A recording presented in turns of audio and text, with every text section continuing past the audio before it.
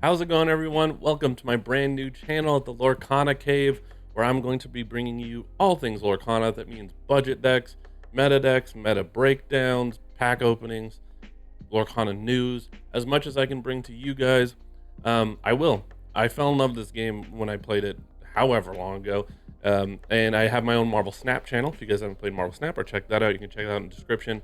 And I wanted to start a Lorcana channel, so here we are. And so for my first video, I'm going to go over some cards that I think are overall undervalued in the market as a whole. That's not to say that they're not going to go down in price. I think in September 1st, when it hits big box stores, I think prices are going to drop a little bit further.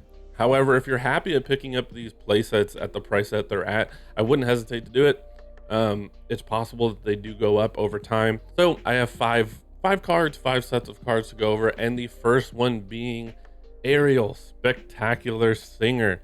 Now this couples along with some of the other Singer cards like Cinderella and Sebastian, but those are common and uncommon. Those would be pretty easy to scoop up.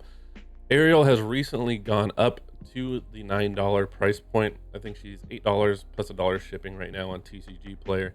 However, a few days ago, she was all the way down at $4. It's possible the community is catching on here, but I think Ariel just has the potential to get better. She's a 3-cost 2/3. When you play her, you look at the top 4 cards of your deck. You may reveal a song card and put it into your hand. Put the rest on the bottom of your deck in any order. So it has a draw mechanic at 3 cost, which is fantastic. And it has Singer 5. I think the more songs that come out, the better songs get. This card can only go up in value. It's possible a song-focused deck becomes a thing in the future, in which case cards like Cinderella and Sebastian are also going to go up in value. Because those are common and uncommon, I don't think they're going to go up too much. But if you're already picking up Ariel and you want to get the most out of your shipping from TCG Player or wherever you order your cards from, you may as well throw them in and keep them together. The next card that we have is Mickey Mouse Wayward Sorcerer, and he's a 4-cost 3/4. Animate Broom. You pay 1 less to play Broom characters, and whenever one of your Broom characters is banished in a challenge, you may return that card to your hand. Again, just another card that is going to get better from here. It's currently sitting at $2 on TCG Player. I think it was floating around $4. I would be comfortable picking it up at $2. It's a super rare, and I think again it's just severely undervalued.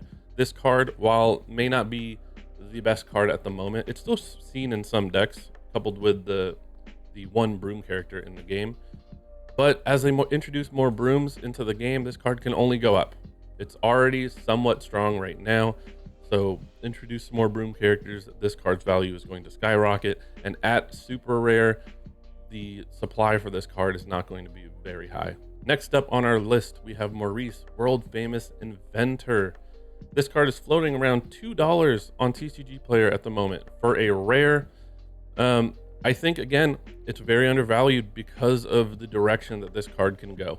He is a 6-cost 2/7 with Give It a Try. Whenever this character quests, you may pay 2 less for the next item you play this turn, and it works. Whenever you play an item, you may draw a card. Card draw, playing items for free. I've gone off with this card in some of my item decks. Sometimes you get 2 of them out, and every item you play, you get 2 card draw. This card can get out of control and is pretty crazy in an item deck. When more items get introduced, this card again can only go up. Now, along with that, I want to couple in some other cards that you should also keep your eye on that are item based. That is Ariel, Who's It Collector, Belle, Inventive Engineer, and Tamatoa. Belle is floating around 50 cents, 60 cents. She's an uncommon. But Ariel being a rare and Tamatoa being a super rare. Ariel is floating around $2.50 and Tamatoa around $3. When items get introduced and if they can get out of control, these cards' values are going to shoot up, especially Tamatoa. I would pick them up as soon as possible. Again, I'm not saying that the price won't go down from here. I just think as a whole, relative to the entire market, these cards are undervalued. Next up, we are looking at Mickey Mouse Artful Rogue. He is a 7-cost 6/5 with Shift 5 with whenever you play an action, chosen opposing character can't quest during their next turn. Now, this isn't like some insane stat line or insane ability, but it is pretty good. It is fairly strong. And once again, when more actions get introduced into the game, the stronger they get, the more effective this card gets. It can only go up from here, and at $1.20 plus 99 cents, let's call it $2 that it's valued at right now. I For a super rare, I just think it's a good price point. Again, relative to the market, so keep an eye on it on September 1st when cards may drop. But this card has potential to just go up, and I think it is very undervalued. And lastly, we have Aurora Dreaming Guardian, a 5-cost 3/5 with shift 3, and your other characters gain ward. This card's last because it's not like some of the other cards where if more of these items or more brooms or something gets introduced, this card gets better. But I think this card is just undervalued. I think ward to your other characters is really strong. If you can get 2 Auroras out, that's huge.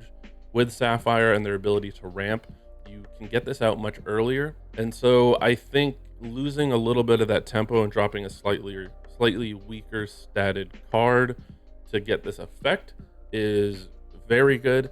And again, at a super rare for about $4 a card right now, relative to the market, I think it's just very undervalued. Back on August 18th when it came out, the market price was at $2.60.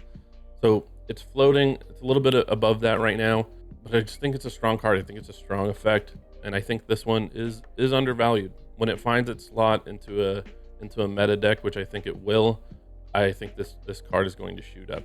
And that's it for this video. I hope you guys liked it. I hope you guys liked this format. Again, I'm a brand new channel, so if you liked it, make sure you like and subscribe. It would help me a lot. My next video is actually on some budget decks that you can put together for pretty cheap and compete at your LGS. They're actually pretty good decks. I've been doing pretty well with them on Pixelborn, so I think they're going to do pretty good, especially locally at people's LGSs where people aren't playing, top meta decks all the time. But as usual, if you love all things Lorcana, welcome to the Lorcana Cave. Make sure you like and subscribe, hit the bell. I'll see you in the next one.